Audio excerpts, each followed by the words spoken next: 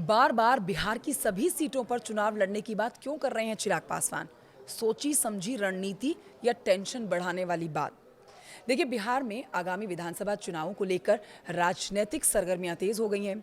NDA में शामिल चिराग पासवान ने छपरा की नव संकल्प महासभा में घोषणा की कि उनकी पार्टी 243 विधानसभा सीटों पर चुनाव लड़ेगी। ये पहली बार नहीं है जब उन्होंने ऐसा बयान दिया हो। केंद्र में मंत्री रहते हुए वो बार बार बिहार में सक्रियता की बात कर रहे हैं। क्या हैं इसके मायने? ये खबर जरा विस्तार से समझिए। देखिए, पूर्व केंद्रीय मंत्री रामविलास पासवान बिहार की राजनीति में बेहद महत्वपूर्ण थे। अब उनकी पार्टी लोक जनशक्ति दो टुकड़ों में बंट गई।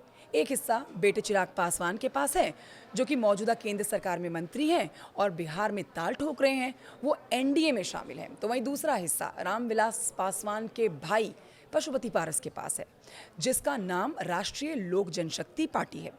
अब इस बात को समझिए कि पशुपति पारस अब इंडिया गठबंधन में शामिल हो गए, यानी कि दोनों आमने सामने हैं।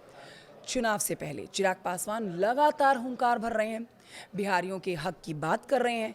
इसके साथ ही वो एनडीए में रहते हुए सभी सीटों पर चुनाव लड़ने की बात बार बार कर रहे हैं। देखिए, केंद्रीय मंत्री चिराग पासवान ने 6 जुलाई को छपरा में आयोजित नव संकल्प महासभा को संबोधित किया और कहा कि उनकी पार्टी बिहार की 243 विधानसभा सीटों पर चुनाव लड़ेगी। हालांकि ऐसा पहली बार नहीं हुआ जब चिराग पासवान ने सभी सीटों पर चुनाव लड़ने की बात कही हो। लेकिन सवाल उठ रहा है कि जब चिराग पासवान एनडीए में हैं तो वो बार बार सभी सीटों पर, यानी कि बिहार की 243 विधानसभा सीटों पर चुनाव लड़ने की बात क्यों कर रहे हैं? क्या ये सोची समझी रणनीति है या बीजेपी जेडीयू पर दबाव बनाने की कोशिश? दरअसल चिराग पासवान बिहार पर अधिक फोकस कर रहे हैं और उनका कहना है कि लोगों की सेवा करना चाहते हैं, वो उनके बीच रहना चाहते हैं। मतलब अब वो केंद्र की राजनीति छोड़कर बिहार की राजनीति में उतरना चाहते हैं। चिराग पासवान की स्थिति 2024 में मजबूत हुई। लोकसभा चुनाव में उनकी पार्टी ने 5 सीटें जीती। उन्हें केंद्र में मंत्री बनाया गया। बताया जा रहा है कि अब वो विधानसभा चुनाव में लगभग 45 सीटों की डिमांड कर रहे हैं। ये चिराग की ऐसी डिमांड है जिसको पूरा करने में बीजेपी और जेडीयू की मुश्किलें बढ़ सकती हैं।